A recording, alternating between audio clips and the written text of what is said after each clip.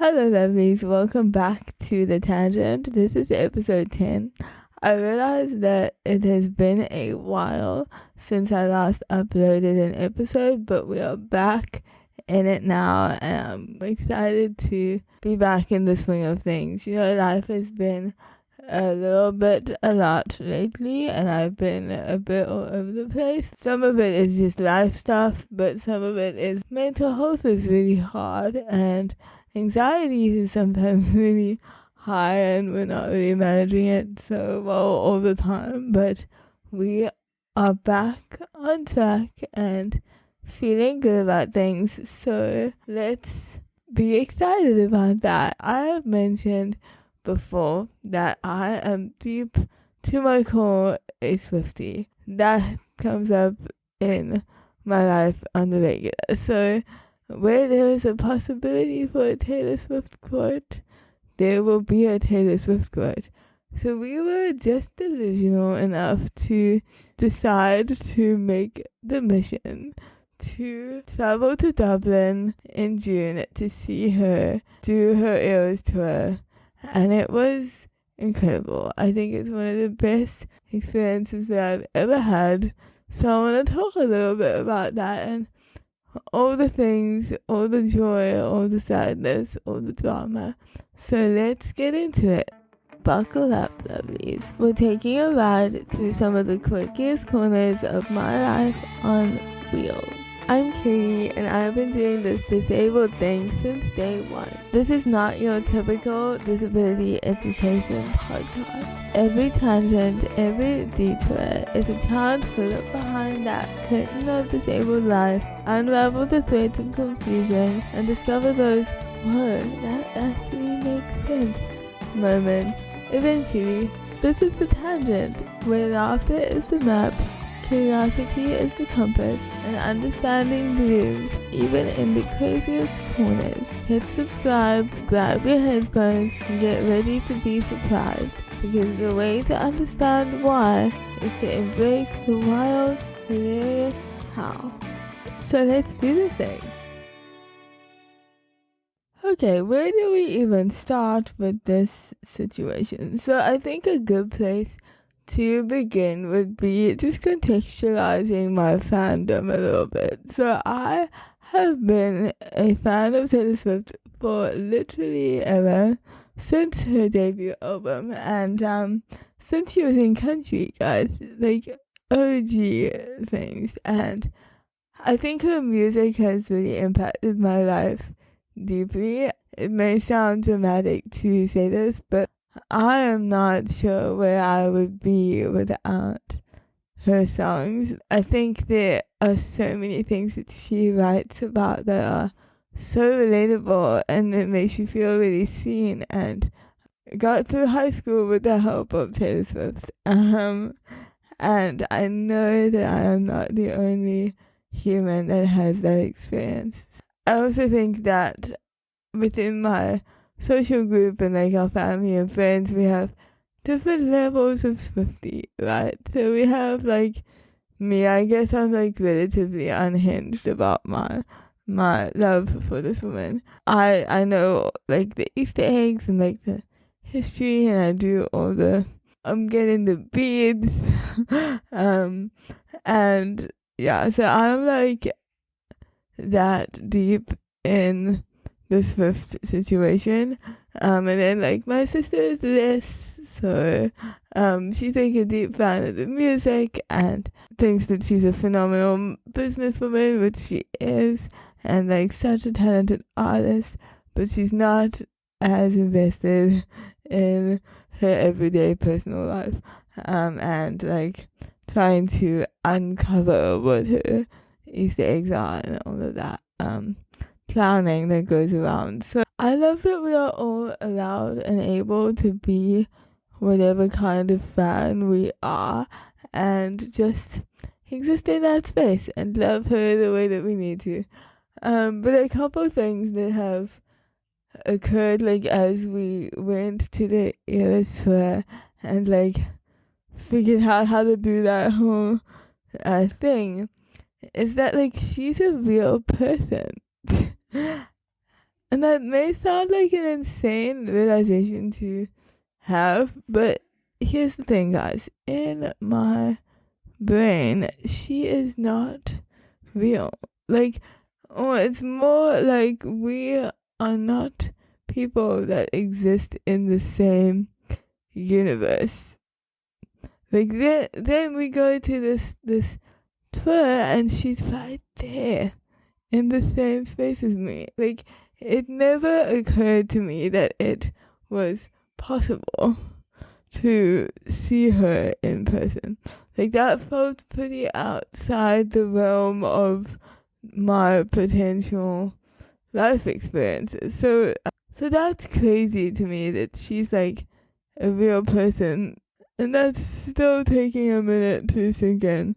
I think one of the big lessons in this whole journey is that it doesn't just happen. Like, nothing just happens. You have to work at things, and sometimes you have to make little baby plans before you can make the whole big adventure happen. Our mission to see Taylor Swift was a year in the making. The first step was securing the tickets for the show, which in itself is a story, and I'll get to that now. But then you have to get flights, and you have to get accommodation, and then you have to make outfit decisions, and friendship bracelets need to be made, and then you have to actually start the work of like emotionally preparing for the experience that we are about to have.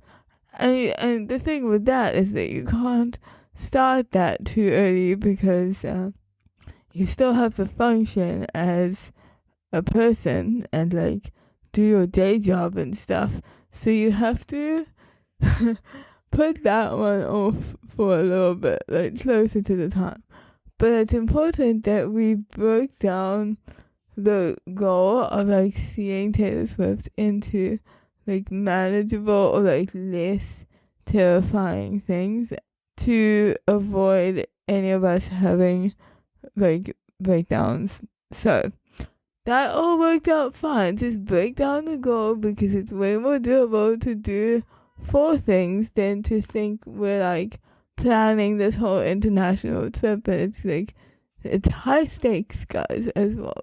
Everything worked out. Let's go from the beginning of the ridiculousness and see how it was to get the tickets. This was such an emotional roller coaster to actually secure the tickets for the show. They learned some stuff from the first leg of the tour in the US. It was like people are too keen to get the tickets, and it's whole drama. So there's a whole new process that you have to go through, and you put in your email and you get selected. It's like luck of the draw. You get selected with that email. It gets sent a pre-sale code, and you use that code to get into the site to purchase the tickets. So I had all of the information that I needed to get the tickets. There were certain days that the ticket sales would open, and there was like a window of time that you could purchase the tickets. So everybody had to be online. If you weren't online, like, sorry fam, you're not getting those, guys. What I've learned in that process was that my anxiety was ridiculous in trying to maintain a level of decorum. But we were also, the way that life works, you're not always sitting in a chilled space when you're trying to do something that's stressing you out. So I was actually in Bloemfontein with my mom. We were doing workshops and things, and that was the day that the tickets went on sale. And I had a radio interview that day as well, and it was I'd figured that there was enough time because like the thing started at 11 or something, and my interview was at like 12:30, so I was like, that's fine, like we're gonna get it in time and still be able to like do everything that we had planned. So I also did not realize that time differences are a thing on websites. So I got the time wrong. It was actually 12 o'clock that the queue opened, and my interview was at 12:30. So we were like, this is fine. We're gonna go do it. It's gonna be beautiful. It's all gonna work out. I'm gonna be like 7th in the queue. I'm gonna get the tickets. I'm gonna do the interview. Everything's gonna be beautiful. And I was in the car with like the dongle. I had the computer on. I had my phone open. This was a tip that people had given. Like, you need to have written down every single piece of information that you could possibly need, because you are going to forget what you need to write down. And they were like, even write down your name, because you are not gonna be concentrating on anything. It's panic stations all the way. The waiting room opened when I was in the hotel, and then I got in the car and I was in the queue. I was probably like 11,500th or something in the queue. When I got in, sat, waited, you wait, and you see other people buying tickets. You like see the queue get shorter, which is very stressful. And we then got to the radio station where I was doing my interview, and while I was in the car in the parking lot, I had made it to number like 1,000 in the queue, which is like an incredible feat if you understand like how competitive this like ticket purchasing process was. So by the time I got into the lobby of the radio station, I was number 800, and that felt very doable to me. That I still could not believe that this whole thing was happening, that we were 800 people away from getting a ticket to see this woman. So I get into the lobby, and we like check in, and the radio presenter Nico came over, and he was like, are you guys ready? And we were like, not so much. And he's like, oh, why? And I was like, I'm trying to get tickets for Taylor Swift, and I'm in the queue, and I'm number 683 now, and like, I love you, but it's Taylor Swift. And he was super cool about it. It was a pre-recorded interview, so it's not like we needed to do it live or anything, but he got so deeply invested in this process as well that he like sat next to me, stressing with me about getting these tickets. So I got on to the first in the queue, and Nico's sitting next to me, and we're both freaking out about this whole thing. I get into the room to buy the ticket, and I don't know what this is looking like, but I can't find the accessible seats. So I freaked out, but then there was like an accessibility guide or something, so I clicked on that, and that actually went to a completely different site, which then sent me back into the queue, which freaked me out, because then there were like 100 people ahead of me again. So then I got back into the room, the right one, the accessible one, where the accessible tickets were, and like the wheelchair, like disabled person tickets. Tried to get the tickets, it was awesome, and then it said confirmed, and you had to put in all your details. I didn't know that you have like a super tiny time period to fill in all of your information. That's why they tell you to write it all down so it's ready to go. So it timed out and threw me out, so I didn't get those tickets. But I tried again, and I got them, and I was super fast with that time, because you have like 3 minutes or something. But every time, like, at least, like, you live and learn. I secured the tickets and we did the interview, and that was like the best day. I still felt like, oh, it's so wild that I did that, but like, it could potentially not happen. This is like the anxiety human in me is like, I'm fully believing that it's possible because I bought the ticket. So now, like, we're in it. But there's a lot that happens in a year. Like, we bought the tickets a year before the show. That's how, like, forward thinking you need to be with this situation. So that was wild. There's a second process to getting your disabled tickets confirmed. So you have to confirm and prove that you're a disabled person and that you need that seat. Otherwise, they'll allocate you somewhere else because they don't want you to take a seat of a disabled person if they need it and you don't.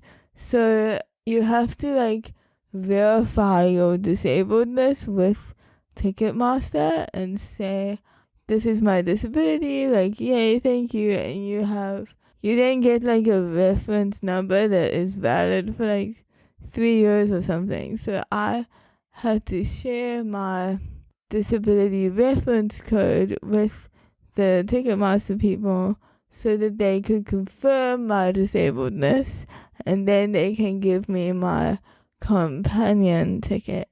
So that's how that works. You're not confirming your disabled ticket, you're confirming the complimentary companion ticket.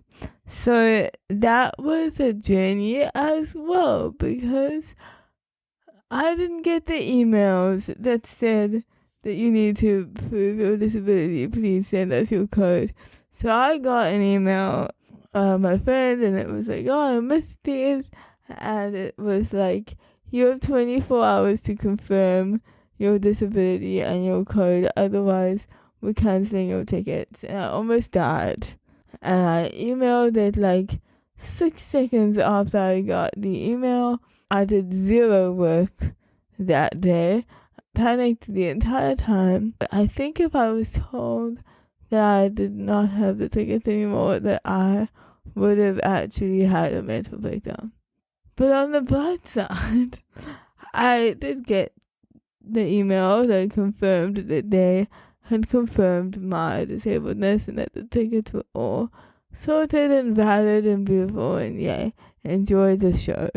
I think it's a side of like disabled existing and like entertainment that people don't really know about. Like, there are hectic logistics involved in doing anything as a disabled person, but when there are extra requirements, it can be a bit much, but we do the things so we can have the experiences, and when they are overboard, we call people out on that and say like, you need to calm down.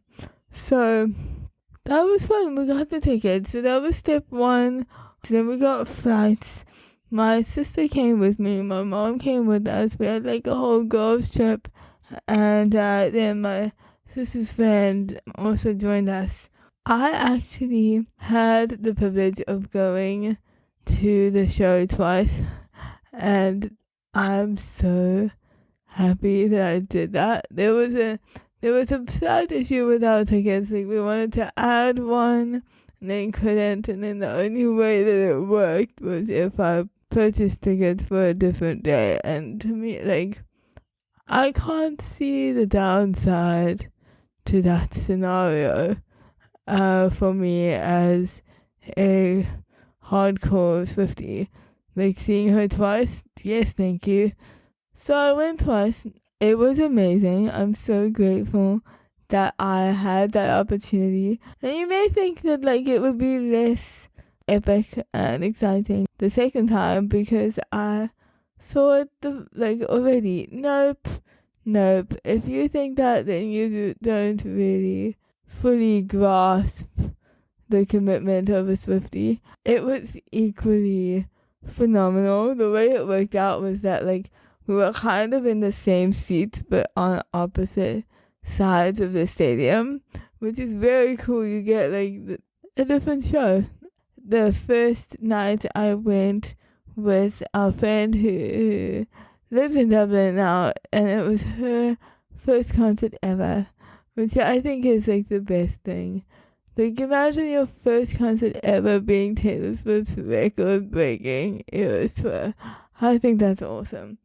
And the crowd chants were awesome and epic, and like it's hard to put into words how I feel about the show and like how much of an athlete this woman is.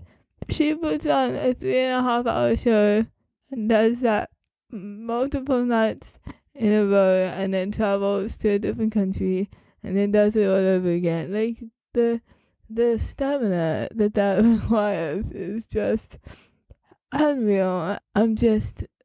It sounds insane, but I'm so proud of her. Like, go you, you're doing the things. I think there are a couple perks at this point to being a disabled person going to a show like this, because they really care about your well-being, and it's really nice when people worry about you. So we when we arrived on night one, it was a bit stressful because the like barcode or whatever didn't work on the tickets, but like it turns out it was a screen reading problem and not an actual issue with the ticket. So that was all fine. Like, having access to a disabled bathroom that's super monitored by people so that like it's always available for disabled people. It's a beautiful thing when there are 60,000 people that maybe need a bathroom. So that's wonderful, such a perk. And there are other like things within the show that I will remember for my entire existence going forward. Like, the bridges to all of her songs are just so good, and then you see them in person and you're like, they're so good. And then the extended bridge of Wildest Dreams, that is a core memory that lives in my brain rent-free now, and it will occupy that space forever, and I have no issue with that. And the entire time I was there, that was happening. I was completely overstimulated and completely happy about it, because it's like a once in a lifetime experience, and I'm super happy that we had the balls to actually commit to that and do it. Oh my goodness. And then on night 3, I forgot about this as well. So on night 3, we were really embracing the whole experience, and when she got to the acoustic set, you always know that there are surprise songs, but you don't know where they're coming from and who, and generally it's a mashup, and she puts all these random ones together, and you're like, this is the best decision any human has ever made, ever. And we were all in it, and she tells us then that Stevie Nicks is there. Stevie Nicks, people. How? So I'm still not processing that. And then she played the entire song of You're on Your Own, Kid, because Stevie Nicks said publicly that was the song that got her through the loss and the grief of losing her best friend from her band for like a million years. How are we supposed to be emotionally stable after that experience? We're just not. And that's totally okay. We all know that we are a little bit unhinged about her and this experience, and I'm fine with that because it was epic. Paramore was there, which is awesome. We love Paramore so much. Again, it's like, when are we ever gonna see these people? People don't come to South Africa to give us shows like they do, but it's hard. We live at the bottom of earth. People, if they come, they take a while to get to us.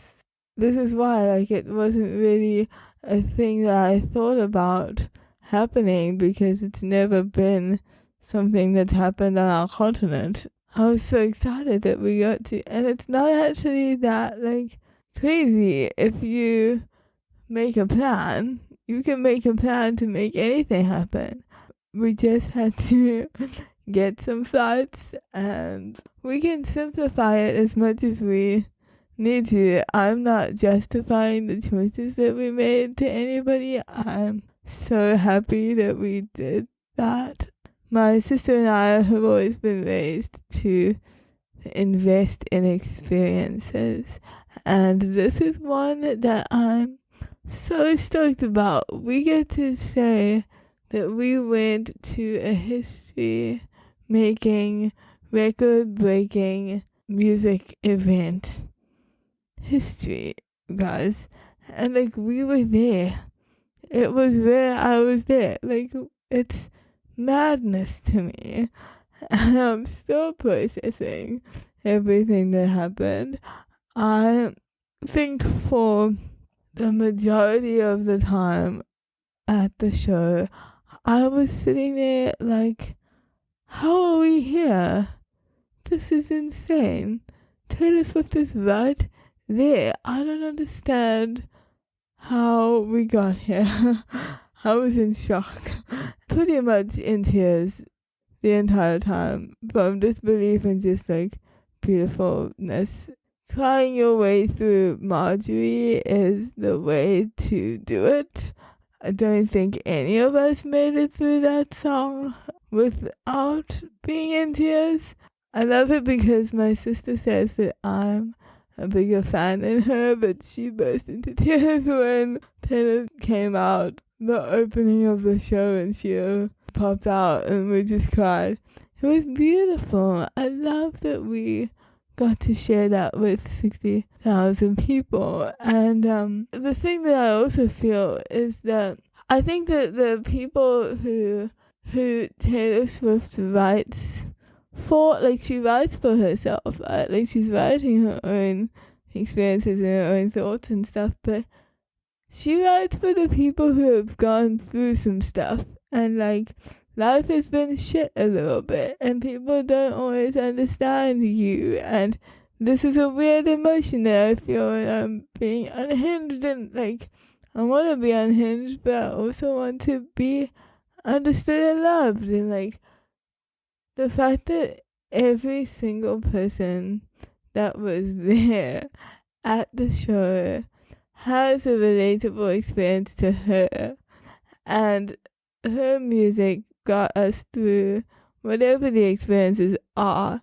that we've had. They're the hardcore Swifties, they're the Swifties by marriage, there's the Swifties by force because you're besties with someone, but whoever's there has gone through some stuff, and you can feel that in the way that people react to her and the way that people react to the music and sing along. I have never heard a crowd so loud and passionate and just embracing the experience that we were having together, and just such girlhood and awe and love. It's a crowd based on love. We were all just there because we love her and everything that she has created, and I think that's a really powerful thing. There's also a lot of power in hearing 60,000 people yelling if the patriarchy, It's also very powerful to be at a show with 60,000 people when it's Pride Month, and hearing 60,000 people scream, "Shade never made anybody less gay." Like, that was epic. And just like everything that happened was healing. And that may sound insane to people who, I don't know, maybe it just sounds insane, but I do feel that we had a collective healing experience going to that show. I feel like I released things that I did not know I needed to, and I feel better about my whole life, like, having gone to that show. That's what it's about. It's really just about connecting and believing that your stories are worthwhile, and that you are relatable to people, and that you are not a weirdo for having like complex thoughts and feelings about complex situations that maybe we put ourselves in, but also life happens. I have no regrets having gone to see Taylor Swift at the Eras Tour in Dublin, because it was truly one of the best things I've ever seen in my whole life. We did have some drama trying to get home, you know, like not home to South Africa, but like home to the hotel, because when 60,000 people are trying to leave a stadium and you're like one little disabled person in a wheelchair, it's kind of anxiety inducing. So night one was fine. I just kind of looked at some security women and I was like, "Hello, how do we get to the train?" Because that was the plan. We got the train to the stadium, and then we get the train back, and then you walk a little bit to the hotel. Public transport was awesome and accessible, which is a fun experience as a disabled person. I really appreciate having people who are allocated to get me into a train and like aware that I need a ramp. So that was quite cool. We had like I asked for help and they were like, "Let me get a garter," and that's like a policeman. And so we had like a low-key police escort the first night to get out to like where the train station was, and that was awesome. So I kind of had a vague idea for night 3 when we went again, but we were on the other side, which is like a residential area. Like 30,000 people trying to get down one street is an interesting thing. And I was fine. I was focused and I was watching like our friend, and my sister had me and she was behind me, but I'm a teeny little person if you think about it, and that's overwhelming. And we had to kind of get off of the pavement to get onto the street, and then there was a pretty dramatic woman who was walking next to us, and she was like, "We need to get her out of here, it's unsafe for her," which is like, what are you talking about, woman? I was calm-ish. My anxiety, I was managing the anxiety, okay? And I had like a handle on it. But I have this problem that I can be in anxiety-inducing situations and not outwardly express it until I'm no longer in the anxiety-inducing situation. So I was fine while all that stressful shit was happening. But as soon as we kind of got out of that, the like police people got us into a zone where there were no people. I realized the level of stress that I had, and I burst into tears. So that's great. And then I cried for like 5 minutes, and the one security lady, she kind of got very stressed about that, and she went away and came back with like friendship bracelets. She's like, "Do you want to swap bracelets with me?" And we're like, "Okay, cool." And that is also awesome about the show. Like, you get to do random shit like that with friendship bracelet swapping with random strangers who now we're connected with. Guys, like, the community that's built around these shows is just phenomenal. I met like 9 people traveling to Dublin from South Africa to go see her. On the first night we came back from the hotel, and like we were walking to get food, and like we met these random people who also were at the show. This is like past midnight now. The one guy was like, "Can we swap bracelets with you?" Yes. He gave me one that had like Meredith on it. That's Taylor Swift's cat, if you don't know. That's amazing. They came from like Texas or something. It wasn't Texas. I don't know. It was one of the American states that they came from. That was awesome. Like, we are so, like, the Swifties are connecting across the globe, guys. And I think people underestimate our commitment to being in this fandom. That's fine. I'm very much okay with that.